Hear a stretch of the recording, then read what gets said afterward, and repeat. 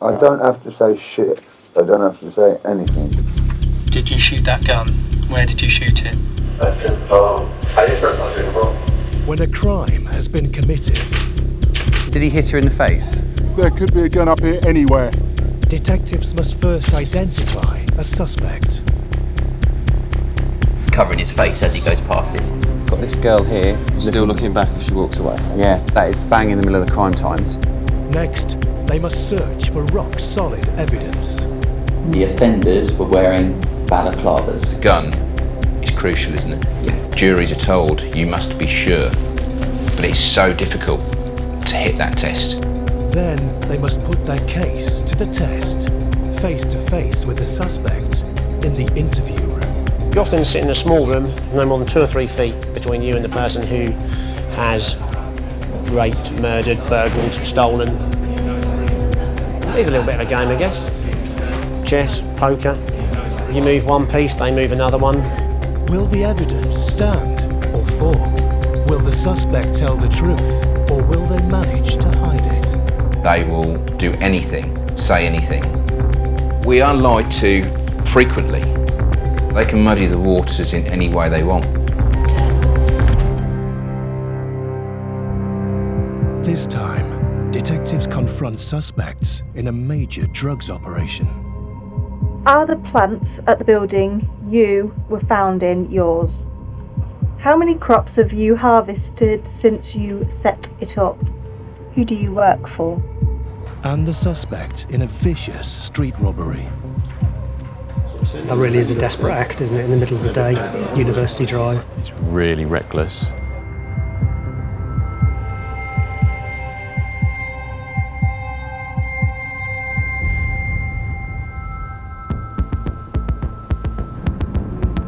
Right, we've got one padlock on the gate.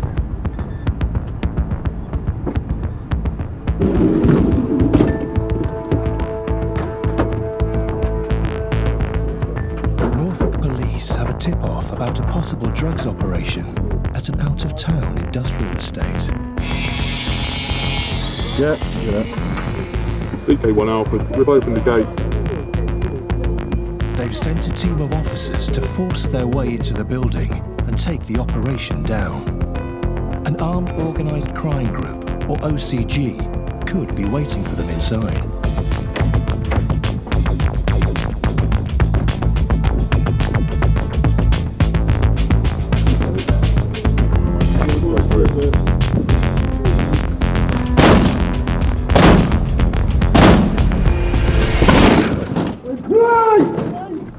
Please stay where you are!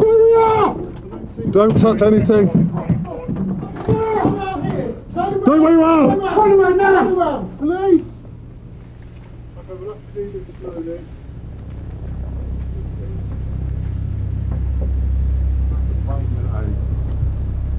Inside, they discover cannabis plants. Hundreds of them, filling room after room. The street value of the crop is £500,000. Members of the drugs gang could be hiding out inside the building, hoping to evade capture. Clear. Pull it back. It's a drying room. Drying room is clear. Yeah, that's clear. There's another thing. Move down here.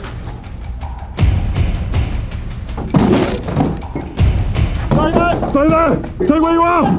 Lay on the floor! Do not move! Do not move! Don't move! Stay where you are!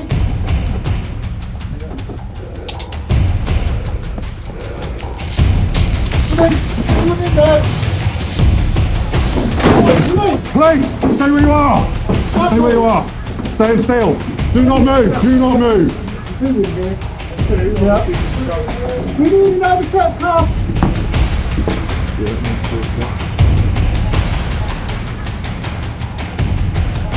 Hey, please, stay where you are. Stay where you are. Show me your hand. Hand out. Hand out. Come here. Come here. Kneel down.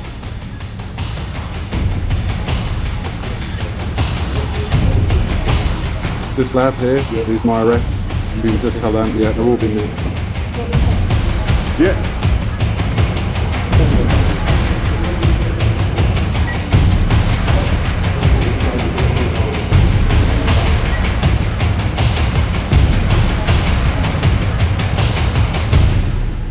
A total of 9 men are arrested on scene. The detectives will go on to investigate the people behind this operation. But right now, the priority is the suspects they have caught here. Are they willing members of the criminal operation, or victims working as slaves under threat of violence? I think it's really important we treat something like this seriously. It's organised money, it's people that are earning lots and lots of money from a criminal activity, and that in turn feeds more criminality, which is why we have to be on top of it and why we have to deal with it. Some people involved in this organisation may be coerced into doing it, but also a good number of them know exactly what they're getting involved in. They know exactly what they're doing, they're part and parcel in that, and they'll be rewarded for that. And it may well be that they move on to another factory in another farm if they're not caught at this one. They know what they're doing, they're not fools, and they're getting criminal money out of it, so it needs to be stopped. Allowing extra time to find translators, they have 36 hours to interview all 9 suspects before each one is either charged or released.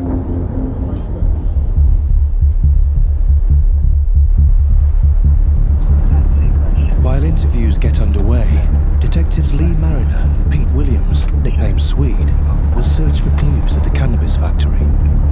It's about how they got here, how have they been treated, have they been paid, is any of what's gone on with them lawful?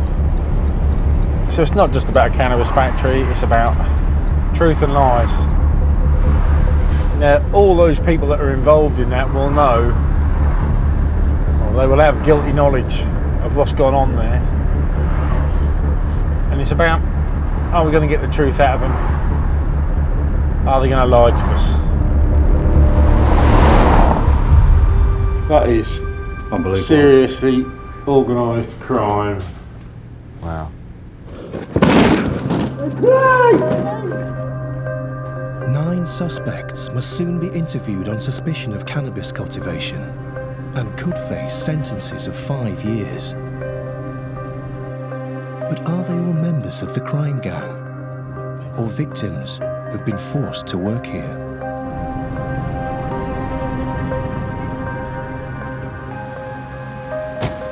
All right, buddy. How's it going? Detectives Lee and Pete will look for evidence at the scene. Cool. Smell it already. That's potent. Wow. Careful because there's wires everywhere. Yeah. Oh, there's drying their own clothes in here. Okay, this is one of the main rooms through here. It was all working when we got here. So in total, so there's the drying room, there's 4 main growing rooms, there's a total of 1,057, give or take. Wow. I've never seen anything like this before. No, it's the biggest I've seen. Fucking hell. This is amazing, isn't it? This is the final grow room. That is Unbelievable. seriously organised crime at its best. It's probably the biggest the North's ever had, isn't it? I've never known one as big as this. I just want to make sure we're tight in terms of the seizures and stuff before we do too much more. We're not seizing everything. We haven't got the room. Constabulary hasn't got the room to store all this. These one exhibit, are they? Yeah.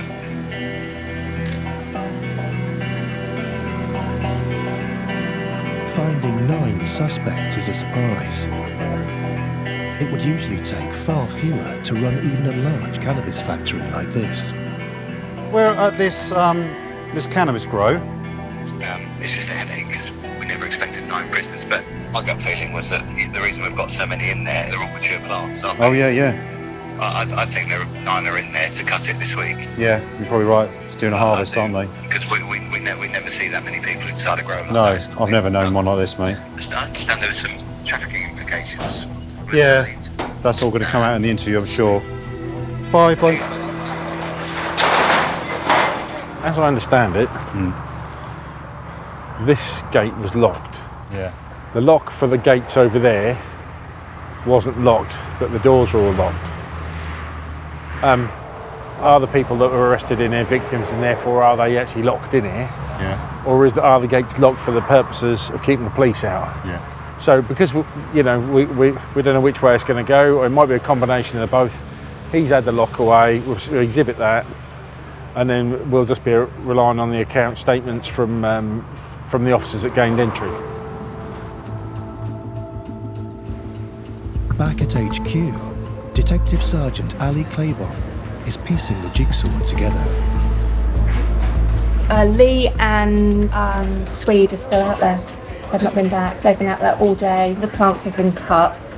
So it suggests that nothing's been harvested yet. Plants are in quite advanced, so whether or not they've all gone there to do the harvesting. We don't know, do we? No. They might be just trying to fill it up, ready to harvest, mightn't they? Yeah. Well, that's where we're at, I think. These interviews are really significant. What were their roles? What were they all doing there? We've got people of different nationalities all together, so who plays what role? How did they all come to be together? If you've got younger or older people, then you might think, well, are the younger ones going to be the ones that are going to be the more hard workers? Are the older ones going to be the ones that are organisers telling the younger ones what to do? There will be a hierarchy, there will be some need for somebody within that group to leave the premises to get food or water, or somebody that needs to have contact with the next rung up the ladder. And really difficult for us to determine who sits where in that hierarchy.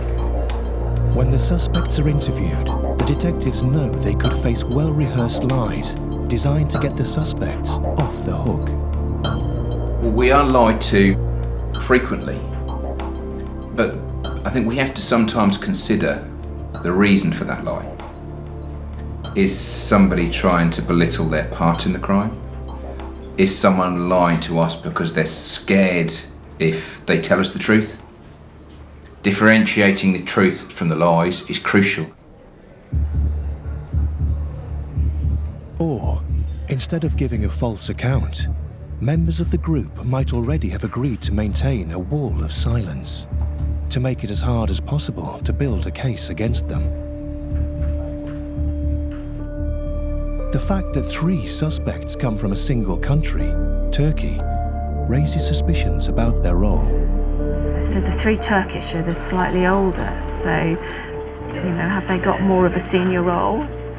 Are they the ones that are organising who's going to do what, where and when in terms of the harvesting?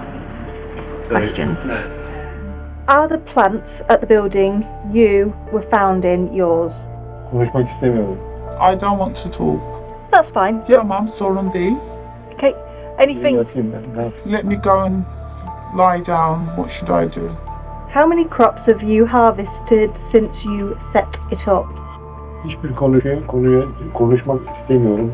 I don't want to talk about any subject. I don't want to give an answer. So I don't want to talk. Would it be more helpful if you just stayed silent? What was being grown at the property? Ne büyütülüyordu o binada? Cevap yok. No answer. Who takes cuttings to develop the next crop? No. One suspect is from Bulgaria. Who do you work for? No comment. What is the plant being grown at the property? No comment.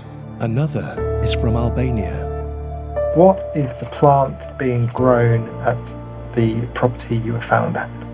No. What do you do within that property? Nothing.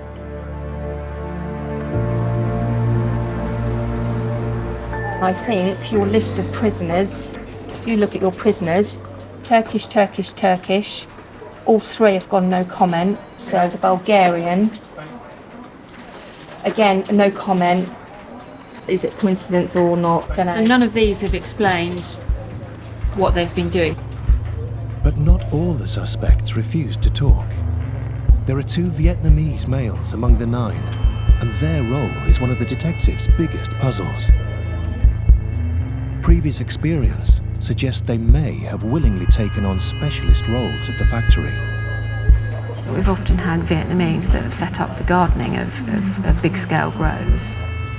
They'd be the ones tending to the plants to make them grow and flower. But one Vietnamese male says he is only 15 years old and a victim of trafficking.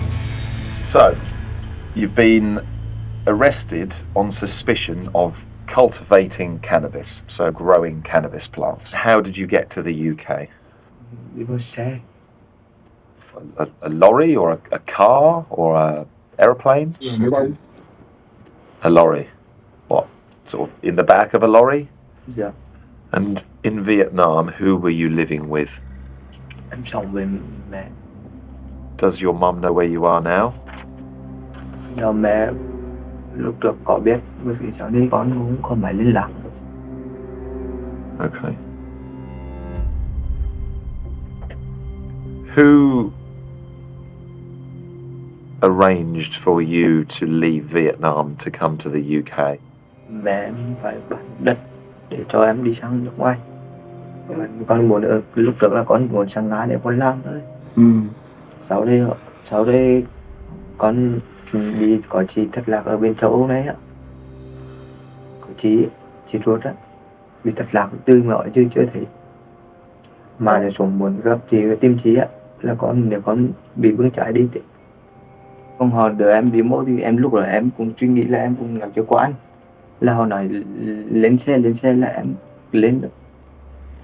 Tình cờ em lên đi gặp mấy người nữa. Did you not know where you were heading? Yeah. Where did the minibus take you? Cho em đi vô kinh nhà luôn về. And since you went into that building, have you been out? Dạ em chưa được ra. What did they say that they would do if you did go out? Tiếng nói tiếng thì con cũng hiểu, nhưng nạt nổ với công gì hù dọa với đồ rồi thì con sợ, con giảm ra. The detectives must soon decide whether the evidence says some of the 9 really are innocent victims. In a few hours' time, they must all be charged or released.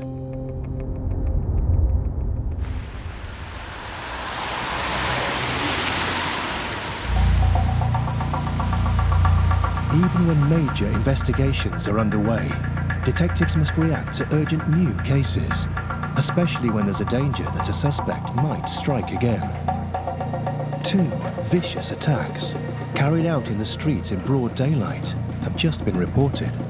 2 robberies at the UEA campus, which is the university campus just outside the city. 2 students have been targeted, female students. So the male will come cycling along here, come along next to her and make a grab for her bag.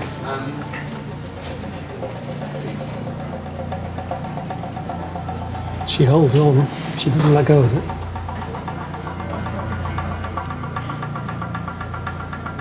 She's not letting go of it for love nor money.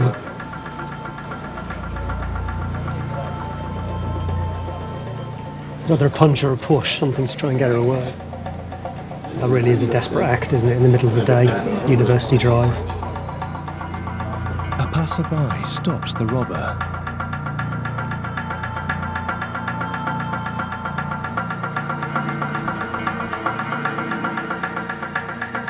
And he cycles off with nothing. The CCTV doesn't identify the suspect's face, but another person nearby had the presence of mind to take a photo. The suspect has been photographed by a member of the public. I've been told it's not the clearest of photos. So which one's the suspect? That one there.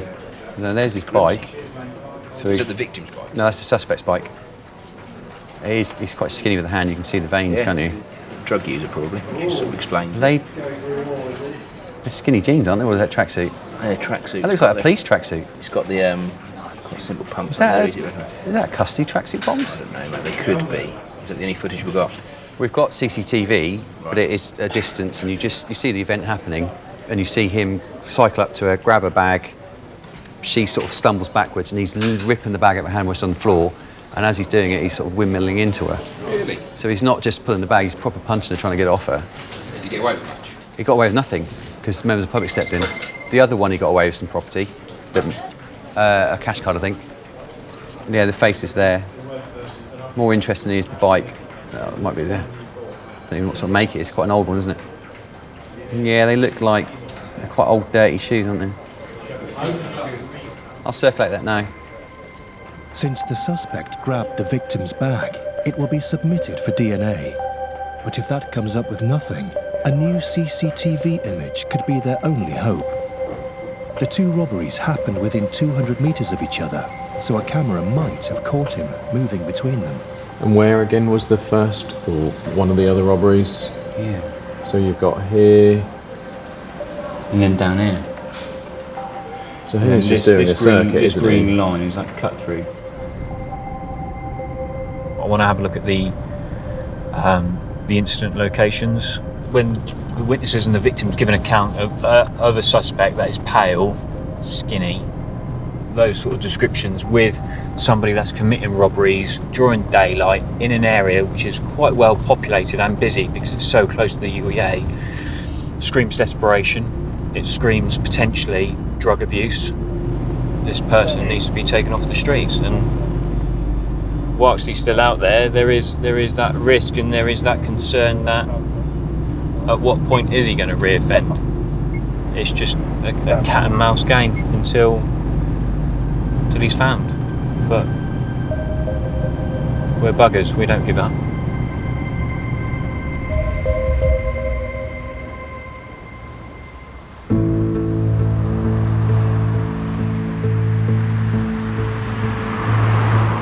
Detectives have quizzed nearly all the suspects from the cannabis factory, and more clues are emerging at the scene of the crime. In about 3 of the rooms there are keys, which we think are padlock keys. Obviously on that gate over there's a padlock on the inside. So we think potentially some of the 9 who have been arrested are going to say we were locked in against our will, we couldn't get out. However, looks like they could get out because the padlock was locked this side. There was 3 keys distributed about, just left about, so anyone could leave for their free will. So they're not being essentially held captive. That's what we suspect. This was the door where we thought it was locked from the outside, but we found the keys on the inside. And if they were claiming that if they wanted to have claimed that they were locked in, the keys are on the inside of the door. As the evidence builds, the suspects have more and more explaining to do in the interview room. Suspect, Potiesh Brasim, is an Albanian man, aged 31. Joshua, the name, You keep saying you're going to tell me everything, okay? So what do you want to tell me? On come footage on per painting. Точно лепкиш на пале. Да фото мене да pastaj kur dita moti në karrejnë. Edhe pastaj kishte qenë kjo, Cannabis, që nuk më lejoj të ik. Did you try and call the police? Kisha frikë se kom vratë edhe me diçka. Did he say anything like that? Më ka thonë që po besoj se më po morën dhe më pritë. You'd been there for 3 days and hadn't done that? Yeah, kisha frikë. Could you leave at any point? Ishte bllokuar gjithandej, sa s'qelë, sa si gjën s'kishte. Okay, because when the officers have attended today, they've said, yes, there is a padlocked door. The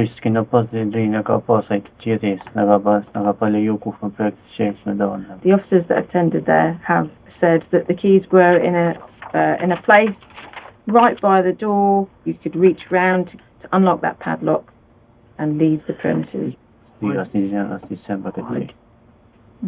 Just finding it, there's quite a few things that don't really add up with what you've said so far, and I'm just finding it a bit difficult believing everything you're saying, I guess. So I'm just querying it. The deadline for either charging or releasing all the 9 suspects is up. Got to the point where we put a case file through to the Crown Prosecution Service, so that resulted in all 9 of the suspects being charged with production of cannabis. Got people saying, actually, we're victims here, we've been brought here and forced to work, and if that's the case, we'll do everything we can to safeguard them and make sure they're given all the support. However, we've got to balance that with actually, are they telling us the truth? The detectives will go on looking for new evidence that proves their innocence or guilt.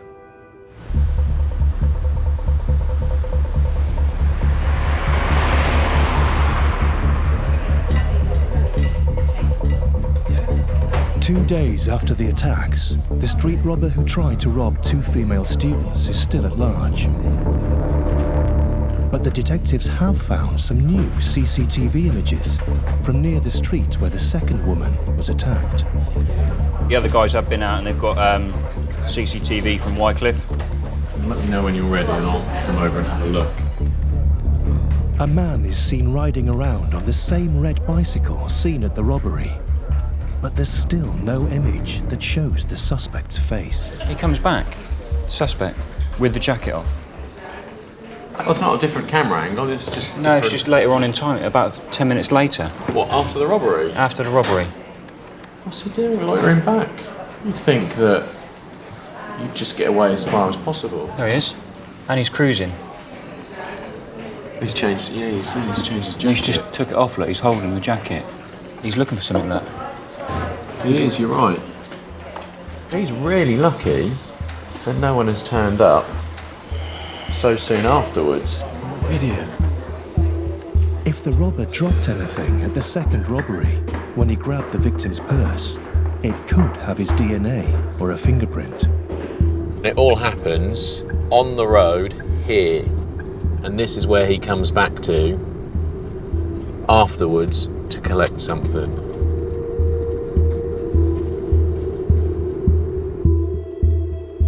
He's probably come along here and she's just timed it wrong and walked out of this little cul-de-sac, which is what I think has happened. She lives just around here. She's come along here. He's come cycling along, spotted her casually on her phone, got up quite close, followed her around, and then just grabbed her, probably around where that tree is on the corner, just past the silver birch tree. And that's where she's then run after him because he's got her phone. And that's where they've ended up stopping, further up. But unfortunately, not going to find anything laying around on the floor so late in the day. The fact that he's done one straight after the other, so close to each other, knowing that the police will probably be on their way, is really reckless. Hopes of identifying the suspect now rest on whether a fragment of his DNA can be found on the bag he tried to grab.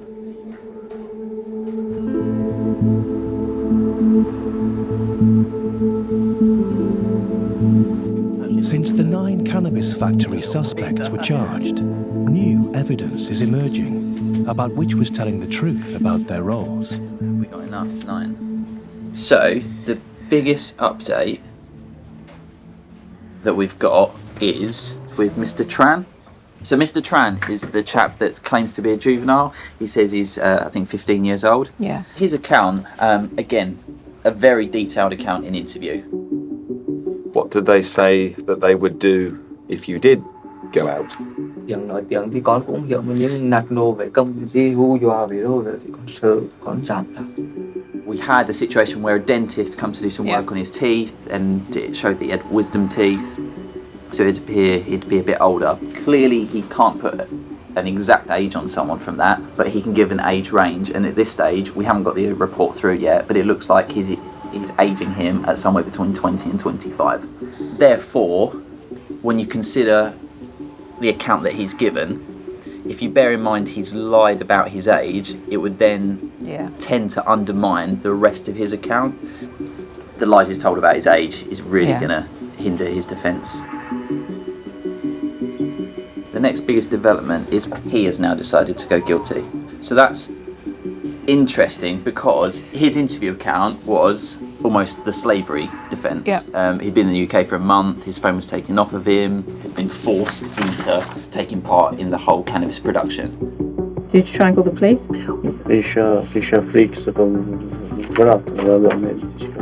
Did he say anything like that?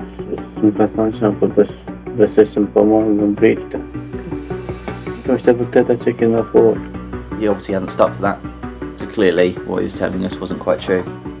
All I can think is, leading up to the trial, you get discount for the earlier you plea. So it might be that you thought, well, as a result of the police inquiries that they're conducting, it might be that they're going to find something which shows that I'm actually not a slave, I'm not the victim of modern day slavery, and therefore it's better to plead guilty now and try and get some credit.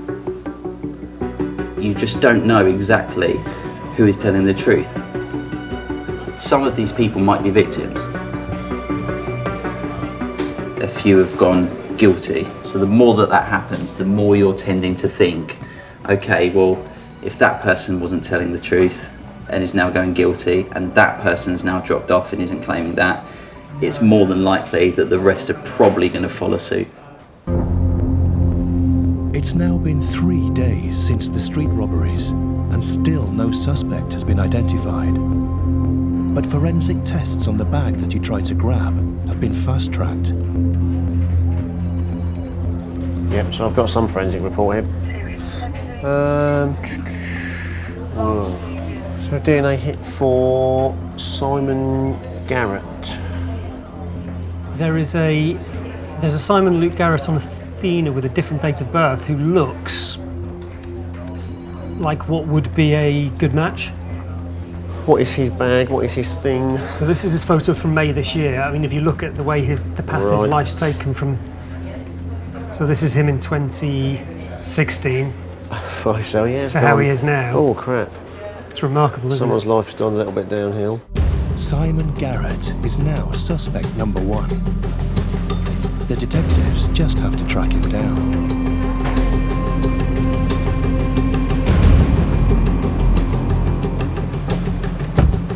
When the detectives arrive at Garrett's address, he's out on the streets. He's gone to the shop, probably a local shop, so he's close by on a bike. I'm going to jump in the car before he sees all this. He went about half an hour ago though on a bike. So,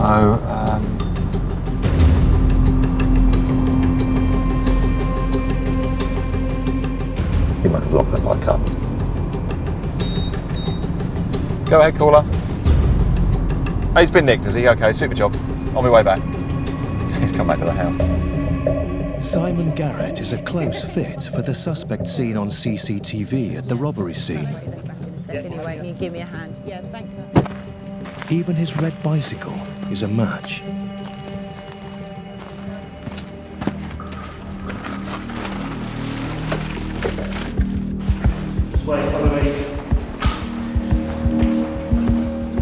The detectives now have 24 hours to confront the suspect in the interview room before he's either charged or released. First, his clothes are searched to see if they match the CCTV evidence too. You have a chat with your solicitor and then we'll go from there. Before the interview, detectives Carly and Tom must disclose to Simon Garrett's solicitor the essentials of their case, but they can choose to hold back their trump cards. Written disclosure? Yeah, I know. God, my cup runneth over. Let me have a little read. Yeah, we've got an attempted robbery and a robbery, both from Wednesday. Mm-hmm. Uncomfortable for him. So at the moment he's the only suspect. Yep. Yep. So you say that the suspect is forensically linked to the first offence. Yes. But if I read correctly, not the second. There is still some work ongoing with the victim in that second offence belongings, but we haven't had a result on that yet. So what are we proposing this evening? Presumably we're not going to bottom it out this evening unless No, you get a full and frank concession. We'd like to interview him, yeah. If we get a full and frank confession, then we'll assess from there. Right. Better bung him in. The detectives aim to present such strong evidence that the suspect has no real option but to talk. What we can say is we've got the DNA that links him to the first incident, we've got the clothing and the bike that links him to both incidents.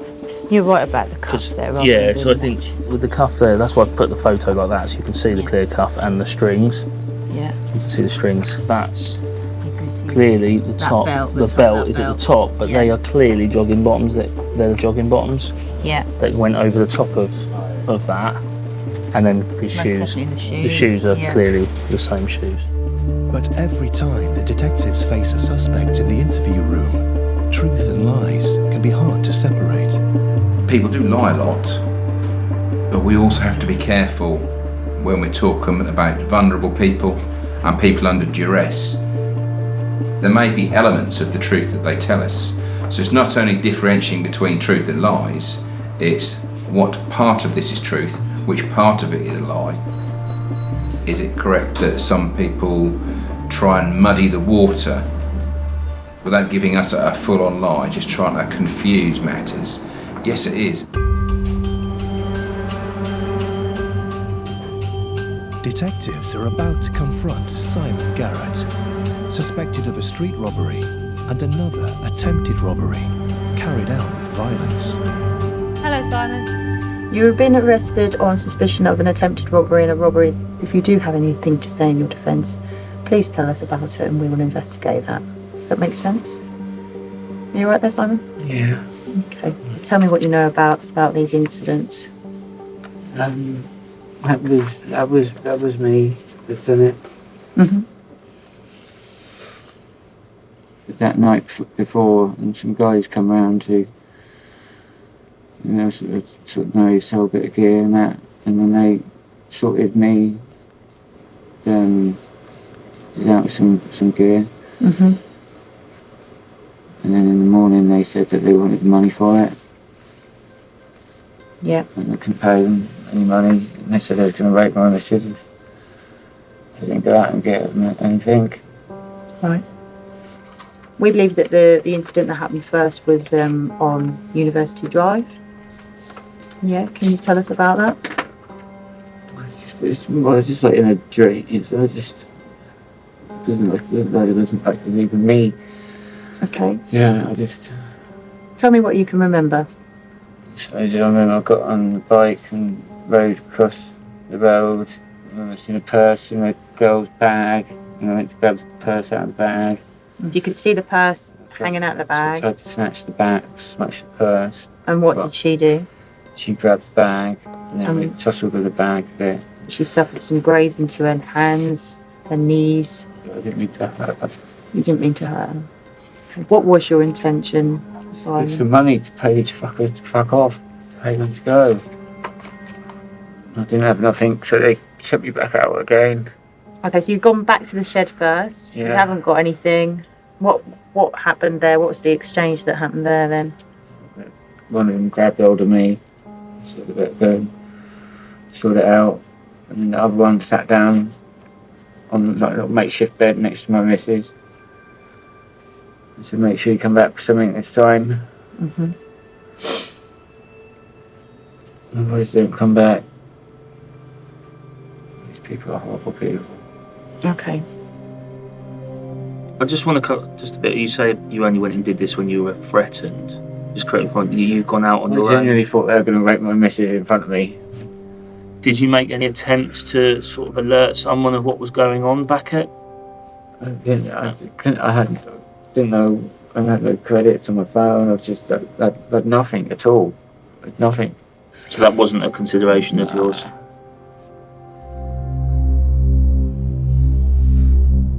Well, he's obviously in a bit of trouble. There might be some truth in that to a degree. It might be that this is a complete cock and bull story, and you know there was no threatening drug dealers, and that he's just gone out of his own accord to to get more money for drugs. Sign it. Right, done. Let's go. If Simon Garrett was forced to commit the robberies, it could greatly reduce his sentence. So the detectives must check out his story with his girlfriend to see if it's true. If it is a lie, it could be a story they've come up with beforehand. You know, he said to her, if I get arrested for what I've done, then this is what I want you to say to the police if they come to see you.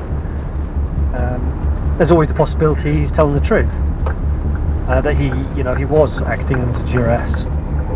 We'll speak to get a statement to really see whether he's telling us the truth or whether it's sort of a pack of lies. The difficulty with that will often happen with people who are going to lie is that it's hard to keep it up. If I'm going to tell you the truth about something, that's quite easy because it happened, I know it happened, and I can remember what happened because it's true. If I'm going to lie to you about something, it hasn't happened. So the longer I keep talking about it, the more I've got to make up, and the more, the more rope you're sort of given to hang yourself with, really.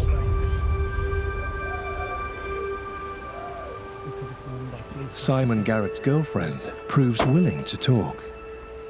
We explained that, in brief, the details of the offences for which he's been arrested for, and she explained that she had no knowledge of that, no reason why he would do that.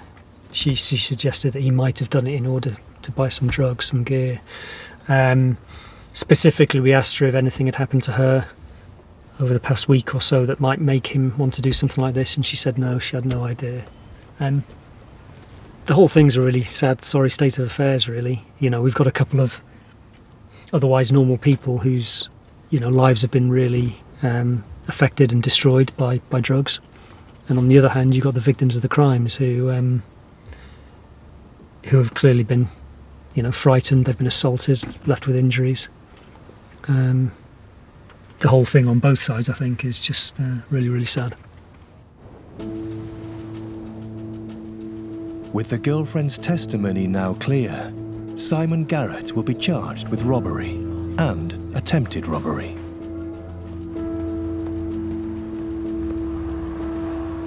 There's nothing more satisfying than realising that you've just got that final piece of the jigsaw, which means the chances are you're very likely to get a guilty plea now. Yeah. Move these up here, actually.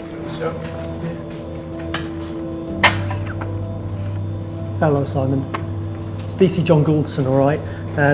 We've got a decision from the CPS. Right, Simon. Yeah, right, Simon. Listen, we've submitted a report to the CPS, okay? And they've authorised you to be charged with 3 offences, okay?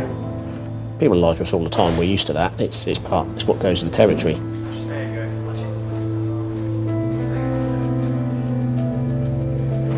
If everyone was going to tell us the truth, then, to be honest, this job will be quite easy.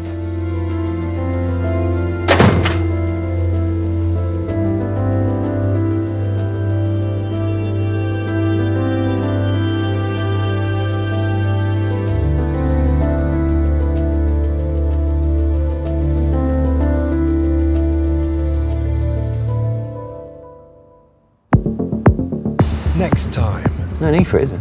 No, it's completely unprovoked. Detectives hunt for a suspect whose violent assault has caused a grave injury. A straightforward one punch, and that's what it's done to someone. In his opinion, it's completely changed his life.